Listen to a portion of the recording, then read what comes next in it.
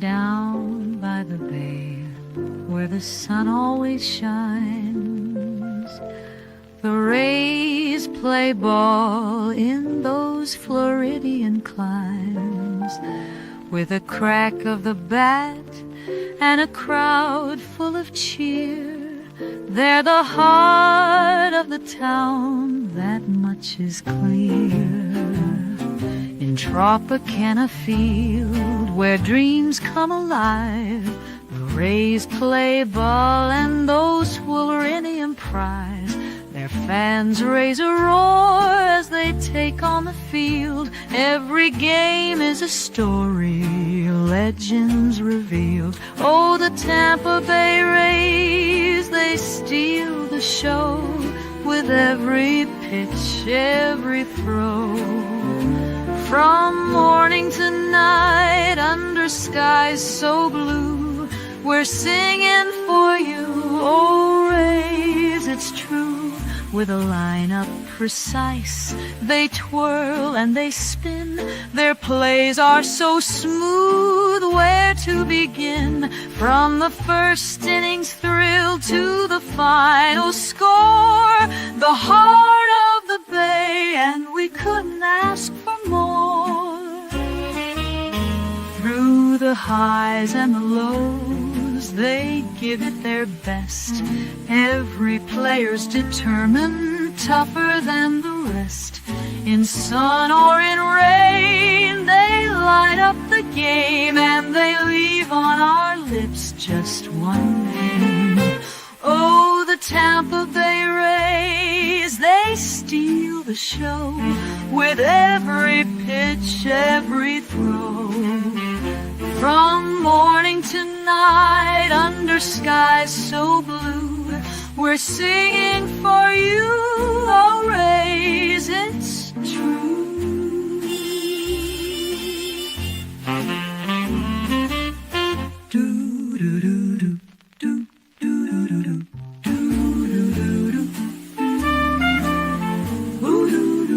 Through the highs and the lows, they give it their best. Every player's determined, tougher than the rest. In sun or in rain, they light up the game, and they leave on our lips just one name.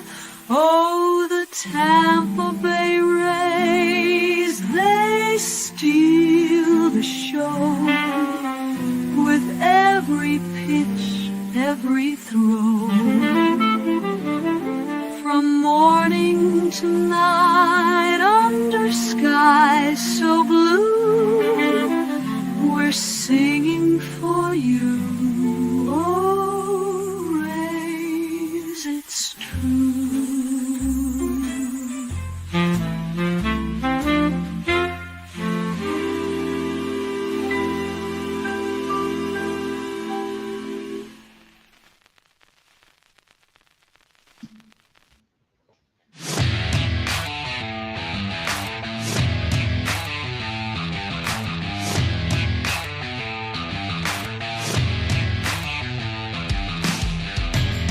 And now, you're tuned into RBLR, the home of Tampa Bay's Reveler Sports.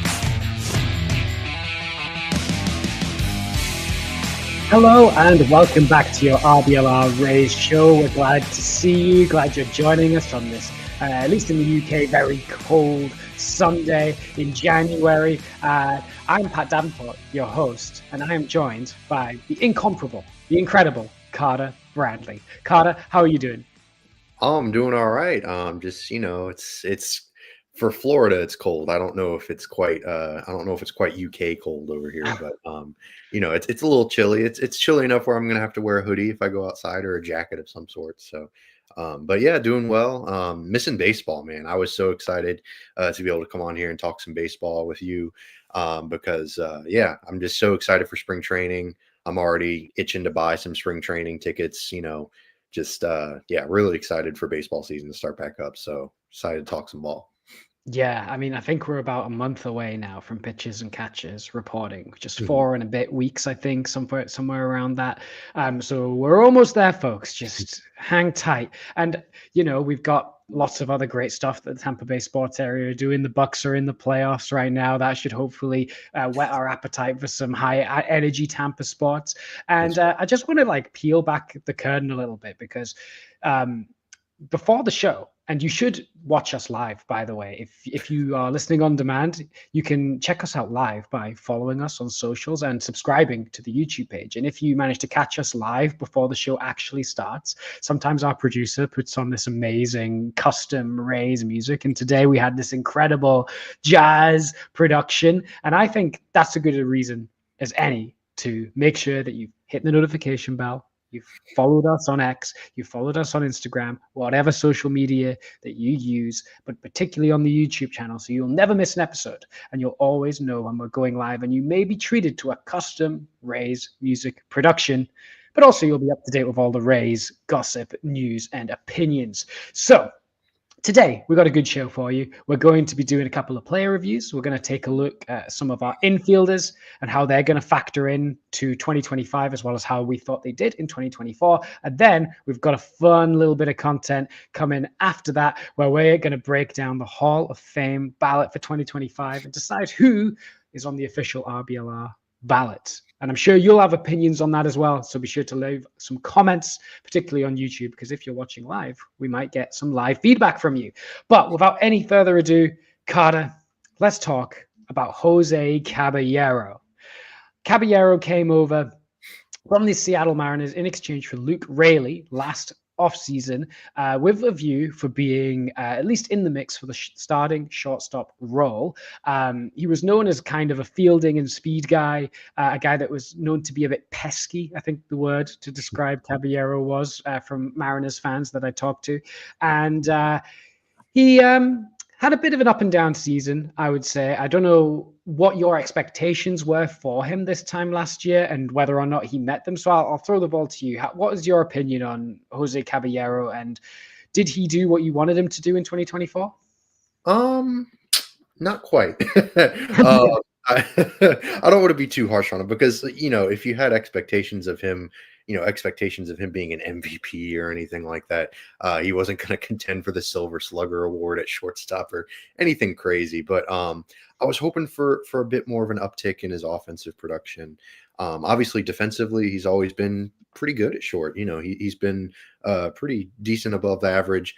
He's really fast. Like you said, pesky is the best word to describe him, especially on the base paths. He's always just making things happen for better or for worse. And that was kind of the biggest thing for me with Caballero this year. Like as much fun as it was to watch him steal bags and do all that stuff, because he had a hefty stolen base total. I think he led the AL. But he also led all of Major League Baseball in outs on the base paths. So that's combining caught stealings and or getting picked off. So, you take the good with the bad. It's kind of, I hate to make a football metaphor, but it's kind of like Baker Mayfield. He throws a bunch of touchdowns and has a bunch of really amazing plays, but he also throws a bunch of interceptions, which is similar to Jose Caballero on the base paths. So, you take the good with the bad with Cabby. Yeah. And I think with Taylor Walls being a doubt at the start of the season, to be healthy, we needed someone that could play Right. that. And Absolutely. obviously, we were without the guy that we had planned to be the shortstop for the next 10 years. So we had to get someone. And Caballero, I think, kind of filled the role of a guy that could play good shortstop. Like, obviously, the Rays value defense up the middle, don't they? They like center field, catcher, and shortstop to be like, it doesn't matter if you can hit at those positions. It's can you field? And Caballero definitely can do that. And that came through on some defensive metrics. He had 7 outs above average according to StatCast, which puts him in the 92nd percentile of fielders. And that goes to show that he is, really up there with the glove. And it's an interesting conundrum, isn't it? Because Taylor Walls is not liked by outs above average. Right. But everyone kind of consensus rates Walls as a better defender anyway. Mm-hmm. So it's interesting how that works out. His arm is kind of so-so, but he can run really fast. He's really rangy out there, and he's got some positional versatility too. He can play at third. He can play at second.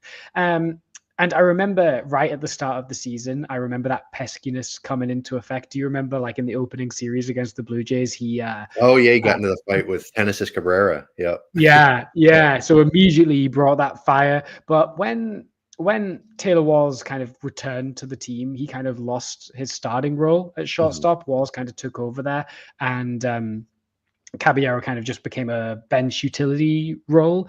And it looks like that's going to be expanded into next season because they're giving him reps in the outfield now as well. So they're trying to turn him into like a super utility guy where he can play like everywhere. Right.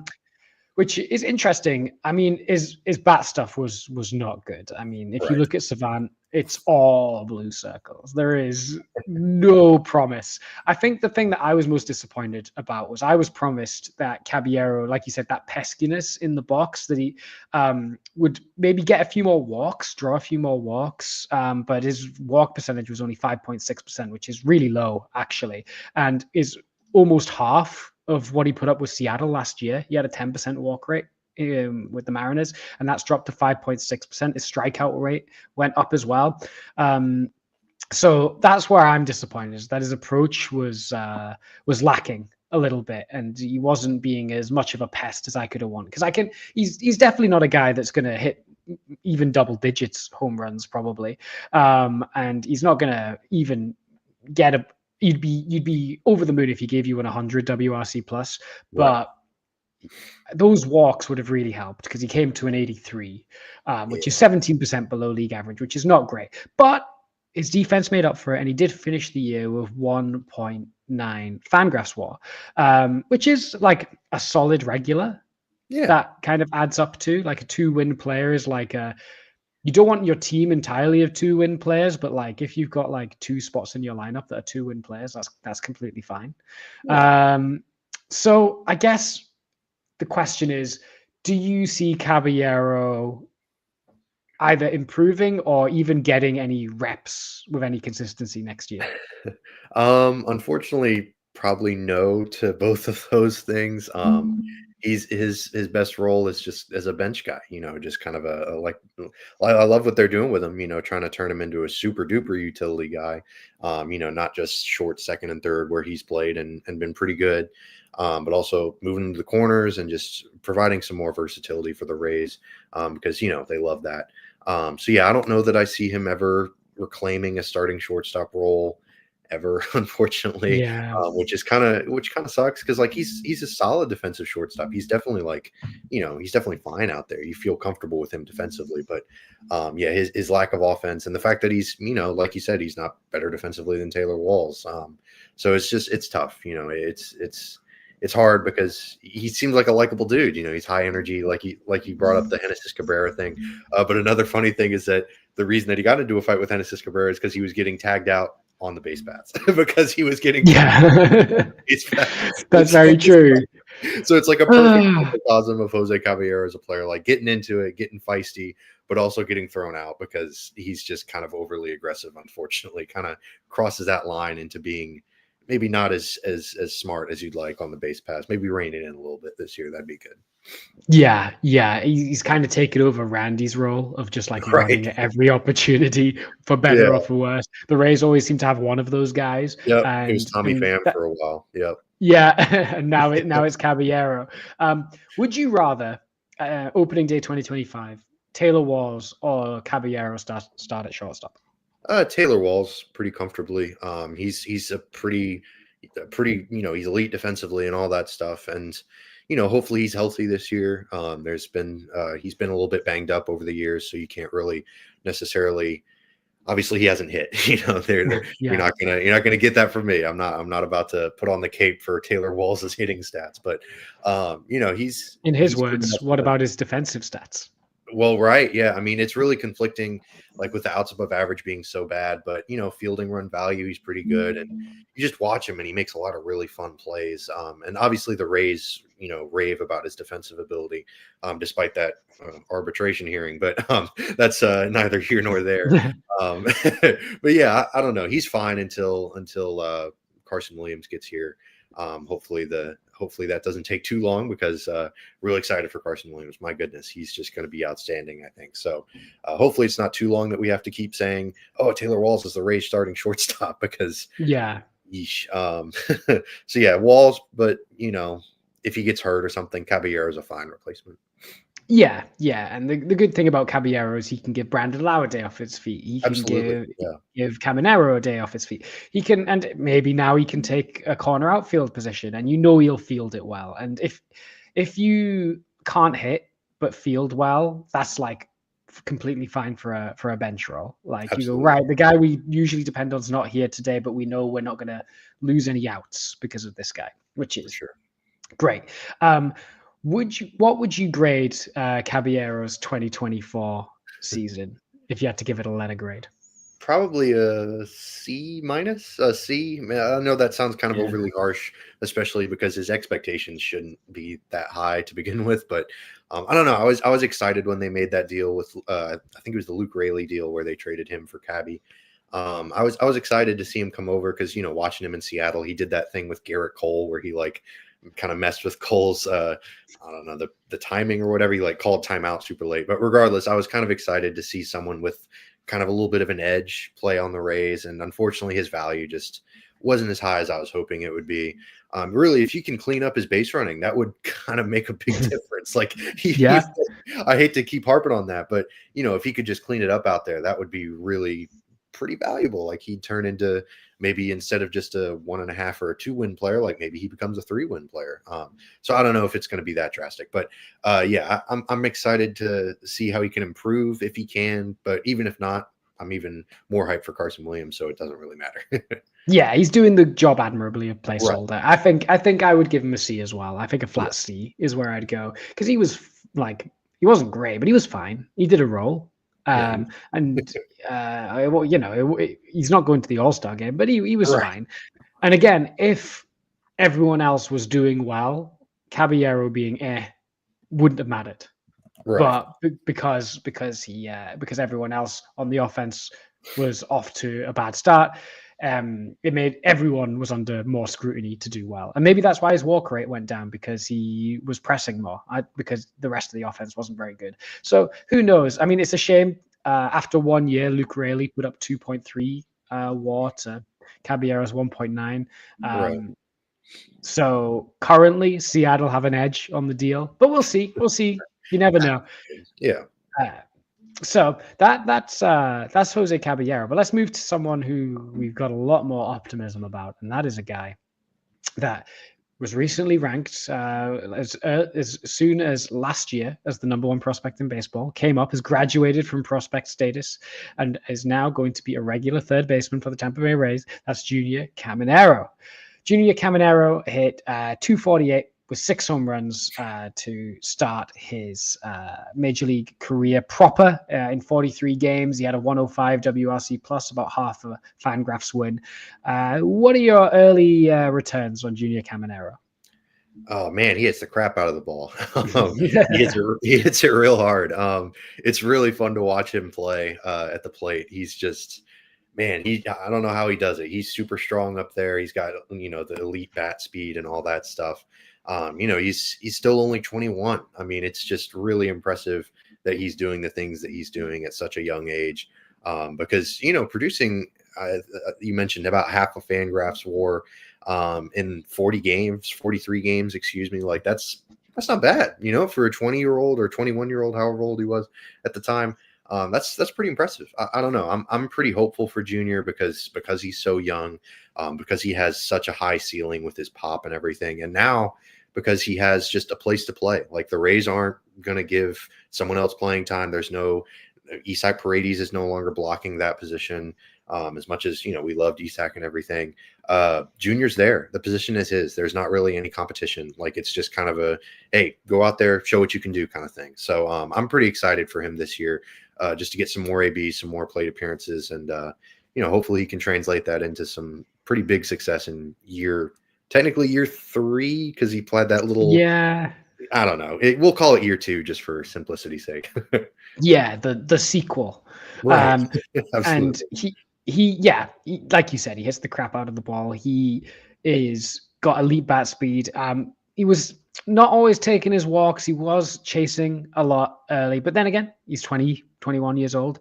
Yeah. This you would like to hope this is the worst he will be, Right. because this is his Absolutely. first taste of big league stuff. This is his first taste of big league pitching. He had a bit of his call up was kind of delayed longer than we thought it would be because he got hurt. Mhm. And spent quite a bit of time out, so I had to stay in AAA a bit longer than you would have wanted him to.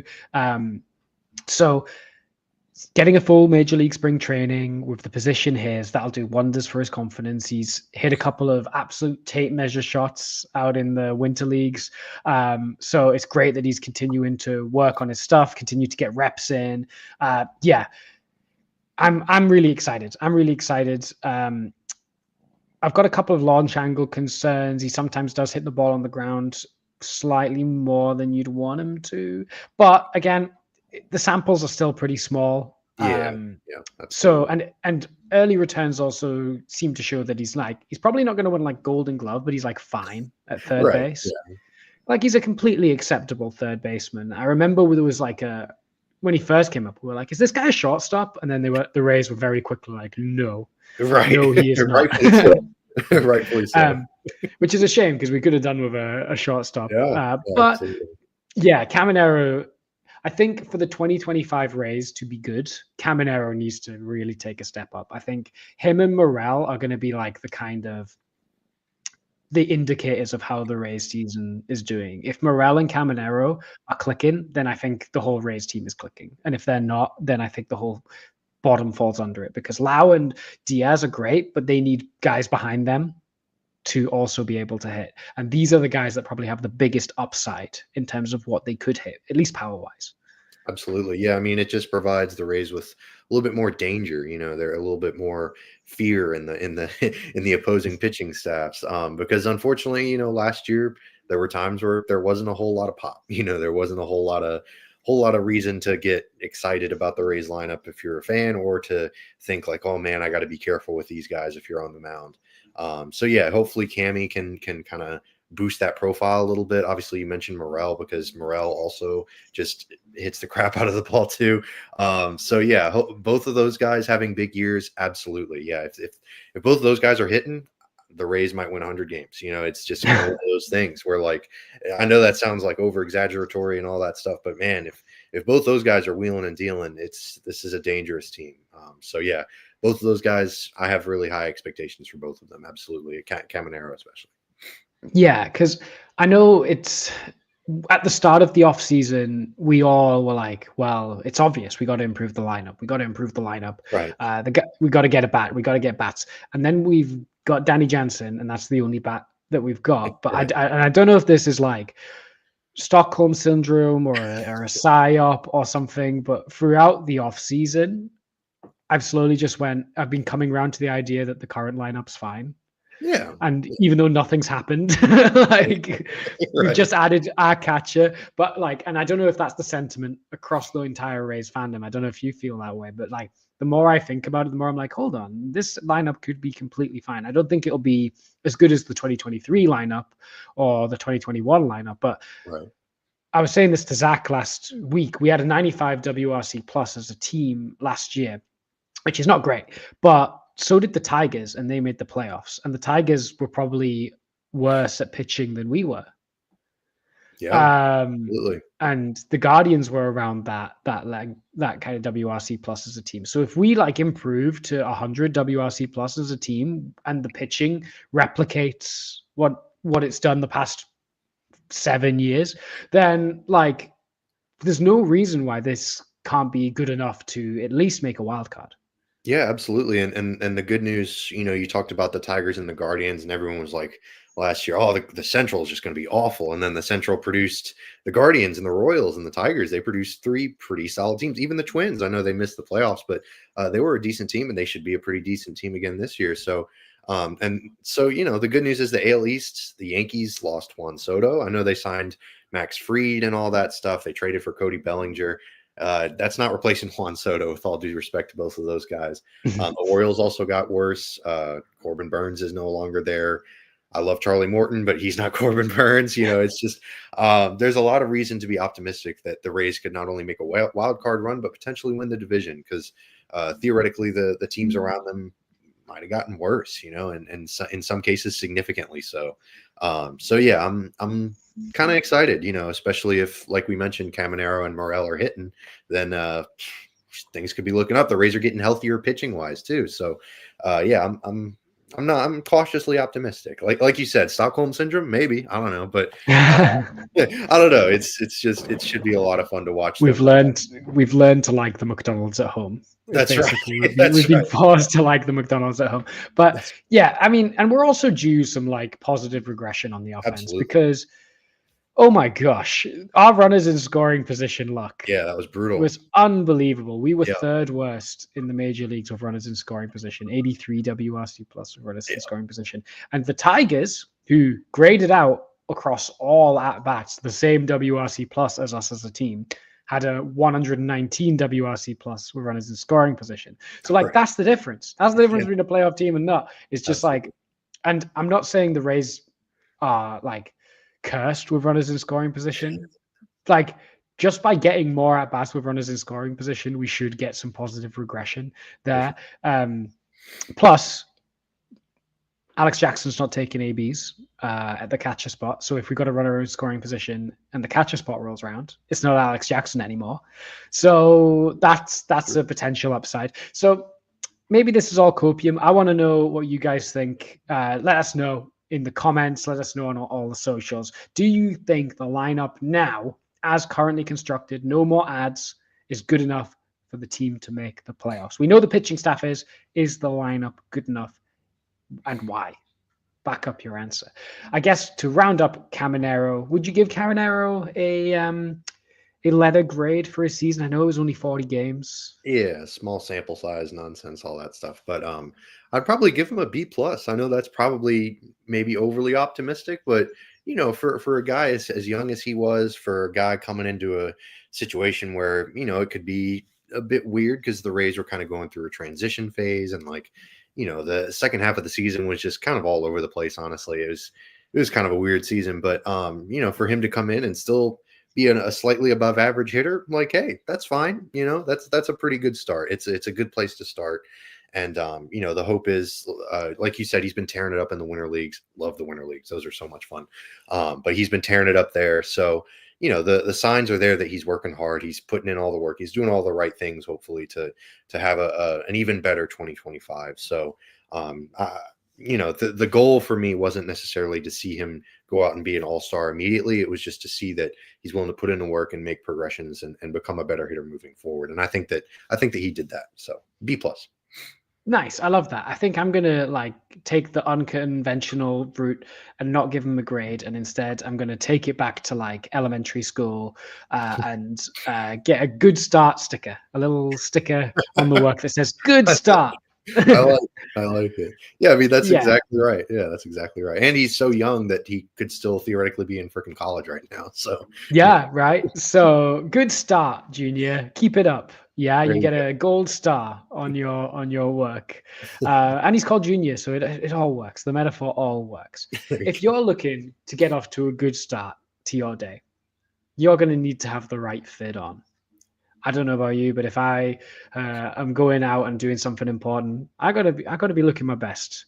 And the best way to do that is to be repping your sports team, to be wearing the right colors, and the best merch for your Rays, your Bucks, your Lightning, your Rowdies, the Sun is to go to shop.rblrsports.com and hit yourself up with all of the best t-shirts, hats, apparel that you can get for the Tampa Bay sports teams. And if you use the promo code FLAPPY, like our Flappy Boys, the Rays, you will get 10% off your order. So go to shop.rblrsports.com and use the promo code FLAPPY for 10% off your order.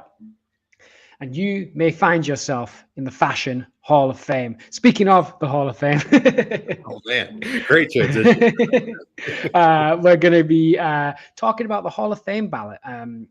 Obviously, it comes out every year, and it's always a heated topic of debate where writers can vote up to 10 people on the ballot. and you need 75% of the vote to get in. And if you get less than 5% of the vote, you're off the ballot, or if you don't make it in after 10 attempts. And there's no criteria that you have to meet. Every writer has their own opinion on what makes the Hall of Fame. So I thought we should discuss the Hall of Fame ballot this year. Who is in it? We got some good remember some guys joining the ballot this year. And then we've got like a really, I guess I want to start, if that's okay. I want to start with a guy who's finding himself on the last year on the ballot, which is Billy Wagner. Yeah. One of the best relievers ever, maybe. He's outstanding. If Mariano Rivera is like a unanimous Hall of Famer, like Billy Wagner obviously didn't have the longevity in his career that Rivera had, but like on an inning per inning basis, he was as dominant as any pitcher in the game. Came with just a little bit short last year. Would you vote for Billy Wagner this year? Yes. Yeah. Billy Wagner is absolutely on my hypothetical. If I was lucky enough to be able to get a Hall of Fame ballot, he's on there. You know, I don't know, that K rate. Like, I think it might not be still number one, but it was number one for a while. So he was just so impressive. He was filthy when he was with the Astros and the Phillies and all the stops that he had with the Mets. I know a lot of people ding him for his postseason struggles, if you will, because, man, he had some appearances out there where he looked rough. Like, it was not pretty, and I get that. But holding that against a guy, I don't know. I'm not big on postseason play being a negation for a Hall of Fame candidate, but I am a big proponent of it being a plus. I don't necessarily believe in taking it away from someone based on postseason performance. So, yeah, Billy Wagner's in. He's just such a fun player. He was just a joy to watch on the mound. He was absolutely filthy up there, and he was only 5'10". Like, he was throwing triple digits, you know, just pumping gas. Like, I don't know. I have fond memories of Billy Wagner as a pitcher because I was a lefty myself, and I didn't throw nearly that hard. I know how hard it is to throw that hard, regardless of, you know, arm status, but especially a lefty. So, yeah, he's in my opinion. Yeah, he's on my vote as well. That's number one. First and foremost, he has to get in because sure. I think relievers get unfairly penalized in the Hall of Fame because it feels like there's so many great relievers that will end up passing by.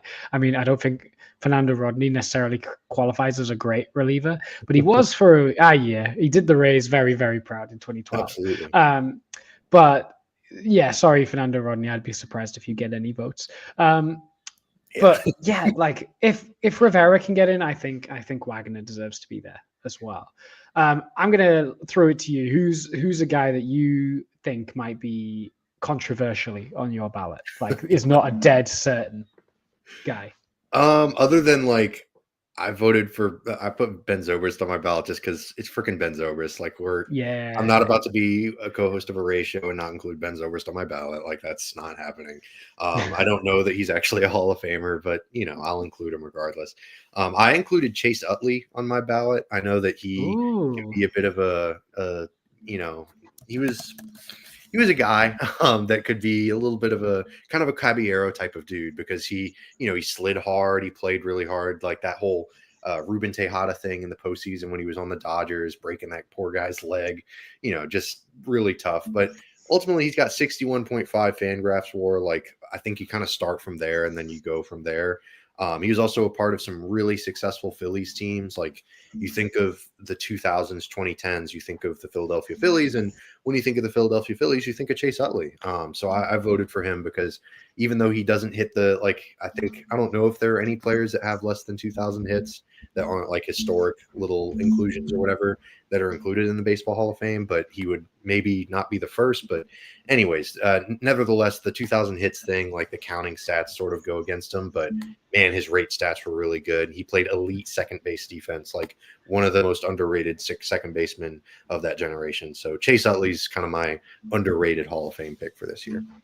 Yeah, I like that pick. I mean, you're right that he was the face of the Phillies. So when they were really successful on that World Series with them, you know, 6 All-Stars appearances. It's crazy. It's a surprise to me that he never reached 2,000 hits. He feels like he would obviously get there, but then he really struggled to stay healthy in the back end of his career.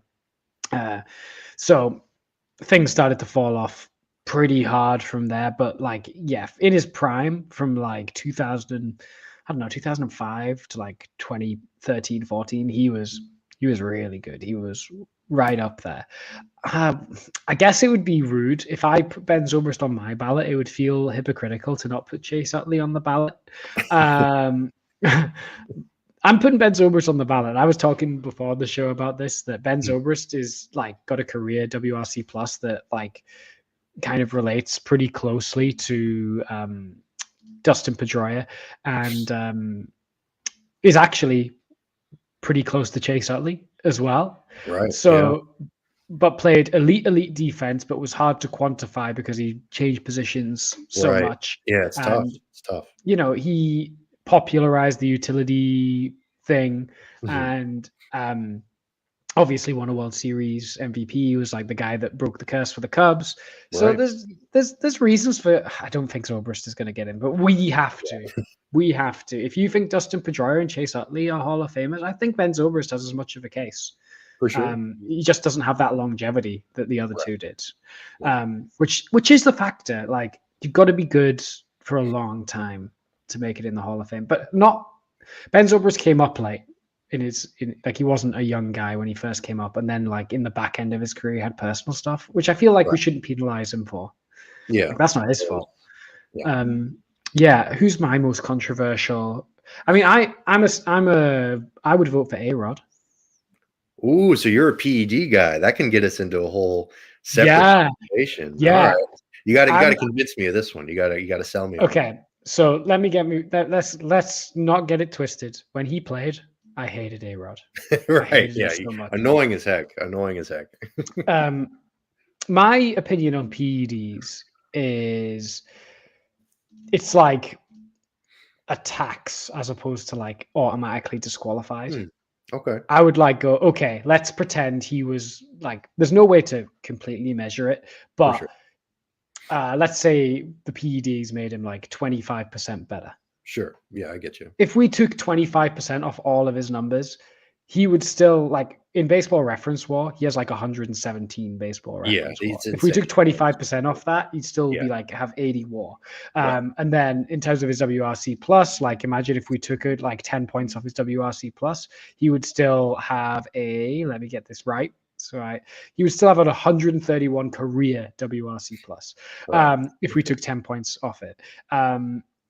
He's almost reached 700 career home runs. I just like, I don't know if he will. If Barry Bonds doesn't get in, then he will not get in. But I would have voted for Barry Bonds as well, 100%. Okay. But because I guess what is the Hall of Fame for? Because for me, it's also like, who are the people that are like crucial to the story of baseball? And I think A-Rod and Barry Bonds are crucial to the story of baseball. I think you can't talk about not like the 2000s without Alex Rodriguez.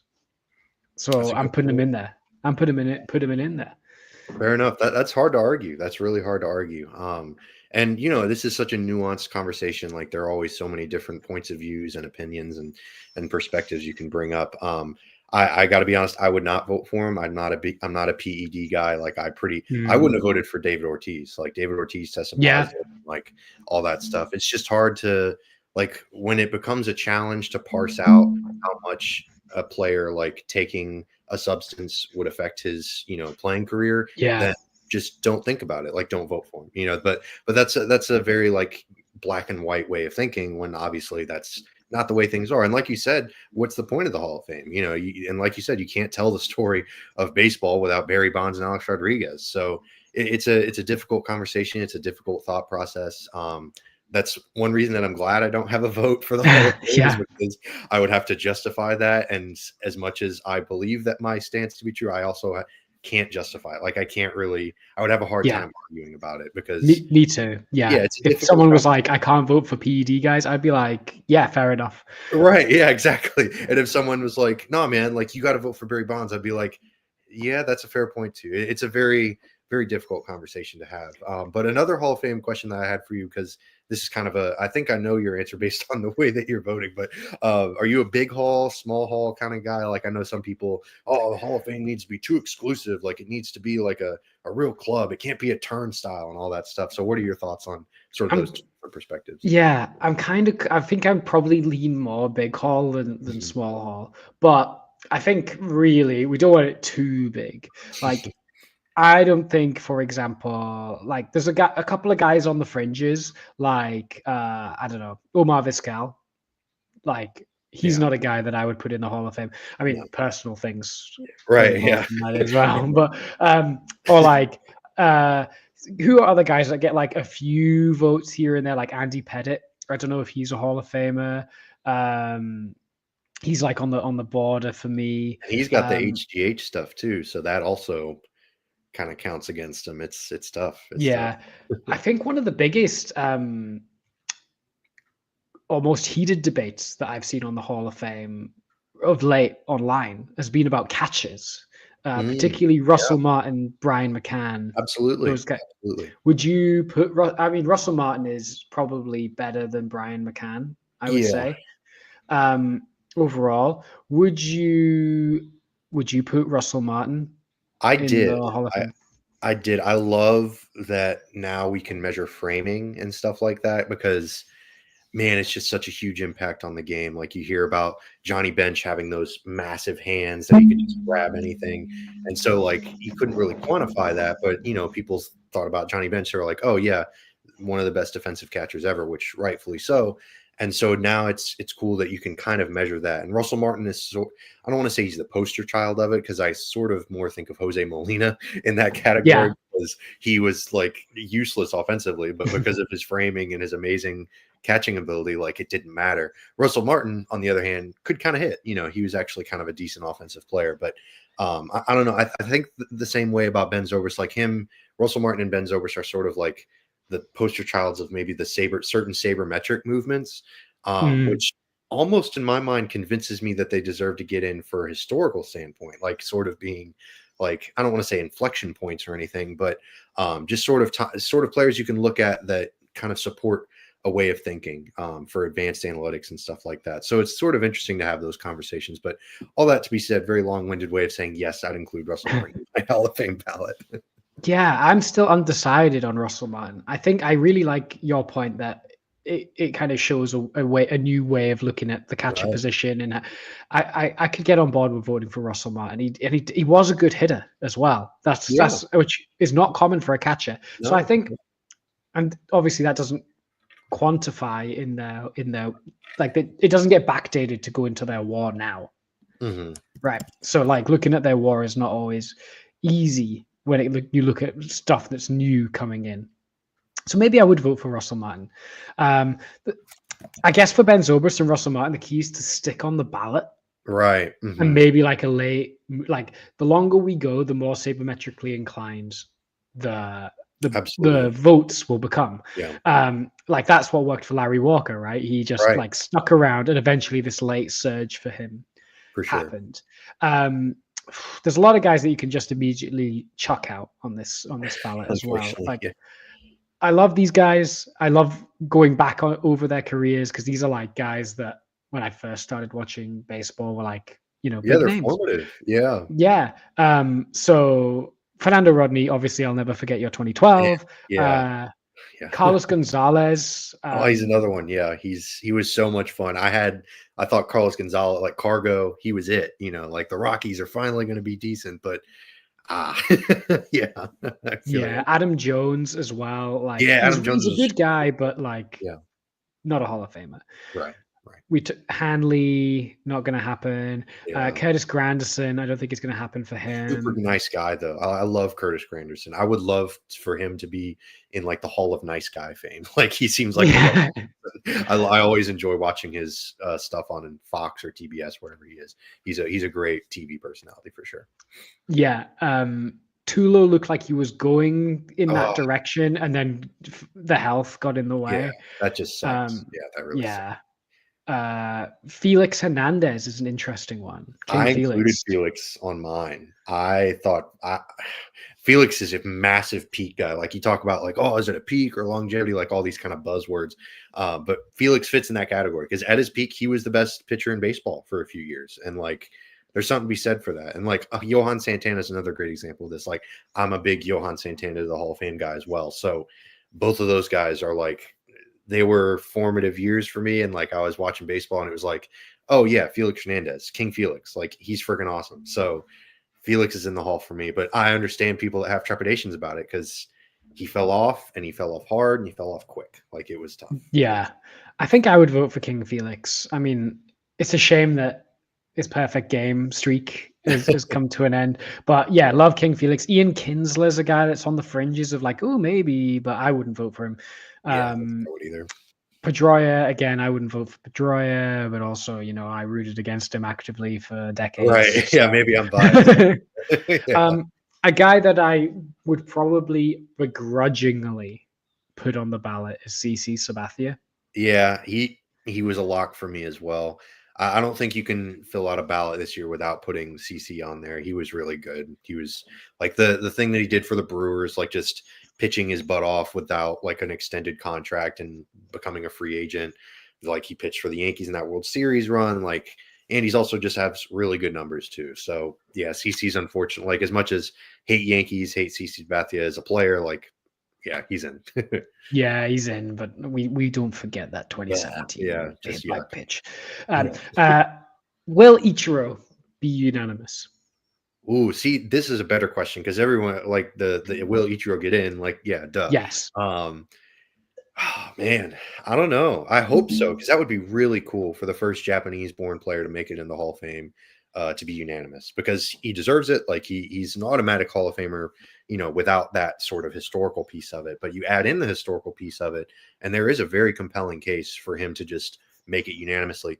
What I get weirded out about with these Hall of Fame ballots is that sometimes some voters will just like leave off guys because maybe they want to include like David Wright or Ben Zobrist, maybe a guy that they think, oh, well, Ichiro's going to get in. Why do I have to vote for him? Like, let's keep a guy that I want on the ballot, which I kind of sympathize with on one hand, but on the other hand, you also should just vote for the players that you think most deserve to get in. It's kind of gaming the system that some writers I'm sure do, which again, don't blame them because it's a kind of a flawed system, but that's also another separate topic. So I hope so. And I think that there's a real possibility, but I think that there's one or two voters that maybe pull some shenanigans and are like, well, let me vote for someone else. Let me fit some other guys in on the ballot because there are some hard decisions on this ballot. Like there are some really good players. So I would understand if he didn't get in unanimously, but I really hope he does because he's a really cool historical player. Yeah, I mean, if he played his whole career in MLB, it would be the easiest lock of all time. Like Pete Rose would have been sweating his hits record, his career hits record, if Ichiro played his whole career there. He might not have broke it, but it would have been, I think, a battle. I think we would have had watches on it. Like the worst thing that's happened to me becoming more sabermetrically inclined as I got older, is I have rated Ichiro less highly as I have looked, but he's still absolutely a Hall of Famer for sure. Like, again, you can't tell the story of baseball without him. Yeah, and it's sad, and I'm with you. It's sad because, like, in my youth, I was like, Ichiro is freaking awesome, and then I grew older, and I was like, looking at WRC Plus and all these advanced metrics, and I'm like, oh, Ichiro was really good, but like, I thought he was like the greatest, and because he was a really cool player. Like, he was outstanding in what he did. Like, he had that video game, The Bigs, like he had legendary arms or whatever. So like he was in the outfield. Talking my language. Yeah, exactly. So he threw the ball and like it had a gold trail behind it, and like it was like it took like a second to get to second base or third base. Whatever. So yeah, I'm with you. Ichiro is such a cool player, and I hope it's unanimous. But even if it's not, he'll still get in. So it's all good either way. It's kind of semantics with that. Yeah, definitely. I mean, Jeter didn't even make it as unanimous, and Ken Griffey Jr. didn't make it as unanimous. Babe Ruth didn't make it as unanimous. Like, who was the guy that was like, Babe Ruth, not for me? Yeah, I mean, there are so many players that took multiple years to make it in that it's like, what are we doing? Like, what are we thinking? And in most cases, it was not because of what I was just talking about with like ballots trying to get creative. That was not what was happening. It was just writers just being really stingy for a stupid reason. the Hall of Fame is it can get really gross and weird with looking at its Yeah, history and its past. definitely. I'm kind of glad that Barry Bonds and Roger Clemens and Kurt Schilling are all off the ballots, because I feel like the Yeah, discussions around their careers and their personal in and outs and the is was exhausting. yeah, it really exhausting. So yeah, maybe there should just be like a maybe you put them in the Hall of Fame with an asterisk and be like, here's the PED guys that Right. were really good, but like, how good were they really? Who knows? Yeah. Um, I don't know. But then you wouldn't want a plaque with an asterisk on it, would you?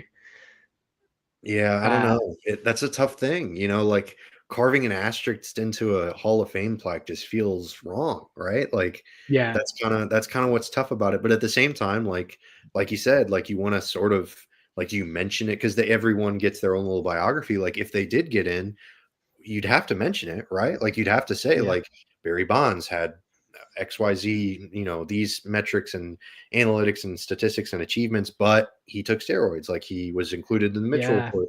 And that's a dark period of baseball. That's a tough thing to acknowledge in a museum that's supposed to celebrate baseball. But at the same time, like it's important to recognize it for all of its flaws. So I don't know. It's a really impossible conversation. Like we said earlier, it's no right answer. I don't really know what the good thing to do would be.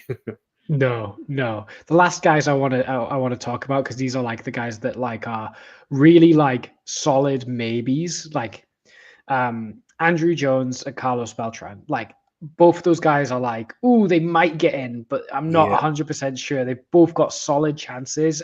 Beltran's trending upwards nicely. Yeah. Andrew Jones, I think, will be close.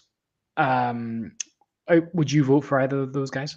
I voted for Jones. Like Andrew Jones was one of the best defensive center fielders ever. Like he was so good. So I included him pretty easily. But like you said, it's getting close with whether he actually gets in. Beltran, I did not vote for. Just this Astros thing is still fresh in my mind. I didn't want to, even in a hypothetical ballot, I didn't want to vote for him. But I understand that he's a Hall of Fame caliber player and he'll eventually get in. Which, if anything, if I were voting, would give me even more reason not to vote for him because he Yeah, probably wouldn't need my vote anyways. So why even worry about it? So yeah, I think they both get in. I'm not sure how easily they both get in or if they even get in this year, but I do think eventually both of them make it in just because they were both outstanding. Carlos Beltran, especially as a player, like he was really freaking good. And he yeah, was really cool before the Astros of it all. Like he was a cool switch hitting center fielder, really fast, really good defensively. He could hit home runs. Like he was everything that I want in a baseball player, honestly. So it's disappointing that he kind of took that dark turn at the end, and now it's kind of nauseating maybe. yeah. I guess if Beltran gets in, it'll open the doors for like Jose Altuve to Yeah. potentially get in, which is another messy discussion, I suppose, because like Oh, his career's trending towards being Hall of Fame right. worthy, Yeah. but he if Beltran gets in, I feel like you can't say, well, Altuve was worse. Right. Yeah, I don't know. That's tough because like you said, it's trending towards him being a Hall of Famer because theoretically he's probably already in the Hall if he retired this year. Like he probably Yeah, gets in. So yeah, just based on merit, yeah, Altuve is a home run Hall of Fame candidate. It's relatively safe, but man, yeah, it's hard to separate like with the PED stuff, like how much of his success was from the sign stealing, how much of it wasn't, and even after the sign stealing stuff, even those numbers that he was putting up after it was all said and done, like would he have had the confidence? There's so many like little things that at least come to my mind with that kind of stuff. Like how much confidence did that give him? Like how much development did it give him just from being able to say like, hey, I hit really well last year, even if it was because of the sign stealing, like I can hit major league pitching. So moving forward, I can do it. So I don't know. It's a complicated conversation with him too. And if you let him in my mind, you have to let the PED guys in. That's sort of my stance on it. Like if you let Altuve in, got to let Barry Bonds, Roger Clemens, all those guys in. But I know that might not be like the prevailing opinion, but I don't know. I'm like, for me, the sign stealing was just as bad as PEDs. So I don't know. That's kind of, I'd love to hear your take on that. yeah. I mean, I probably would let him in because he had so many good years other than 2017. Right. Yeah, that's a good point. So I think that's good enough evidence for me. But again, I wouldn't be mad at anyone for not doing it. Right. Uh, Yeah. so yeah, I think that wraps up the Hall of Fame. Is there any last thoughts you have on the Hall of Fame? Bobby Abreu. Vote for Bobby Abreu if there are any Oh, for sports Bobby writers for Abreu. some reason listening to this podcast. I love Bobby Abreu. He's the king of walks. He's another like sort of like sabermetric darling. Like he's just a high OBP guy. He was almost a Ray. Like the Rays almost signed him. That would have been a really cool thing. Like a really cool sort of what if kind of Marvel story. But yeah, him and Jimmy Rollins are my two sort of like fun. Like I think they genuinely deserve to be in. But so yeah, Bobby Abreu and Jimmy Rollins, go vote for him if you're listening to this. And we need some Hall of Famers because I'm just having a quick glance at next year's who's like entering the ballot, and we don't have many great names. Nope. Like next year's ballot, I guess the guy who will be closest is Cole Hamels. Oh man. Right. Yeah. Yeah. He's got the most He's not in. of anyone. He's got the most war of anyone entering the ballot next year. Ooh. Which, yeah, I mean, then you got Ryan Braun. Nope. That's Yeah, a he's no. got the PED stuff. Yeah. Alex Gordon, like, probably Yeah. not. Probably like a team Hall of Fame kind of guy, but not Right. like For sure. baseball Hall For of sure. Fame. Edwin Encarnacion. Oh man, I Hunter love Edwin, Pence. but yeah, no. Hunter Pence, Matt Kemp, who was really good for a minute.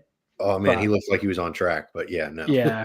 Daniel Murphy, Matt Wieters, Rick Oof. Porcello, Chris Davis. Like it's Yeah. rough And sledding out there. And maybe some of the guys this year, sort of like the sports writers think like, oh, well, this guy could get on next year. Maybe they alter the voting, obviously other than Billy Wagner, but maybe they alter their voting style a little bit so that they vote someone in next year, because that kind of sucks when no one gets in.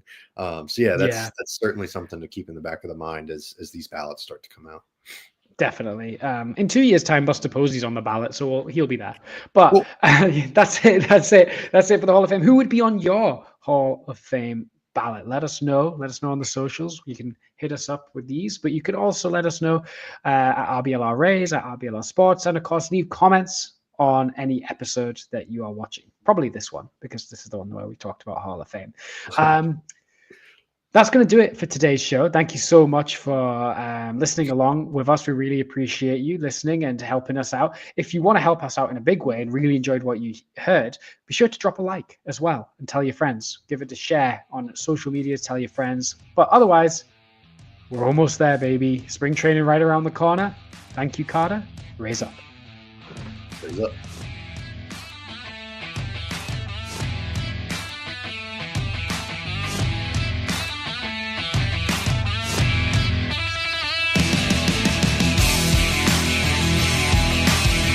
Thank you for tuning into this presentation by RBLR Sports. On your way out of the stadium, please remember to like and subscribe.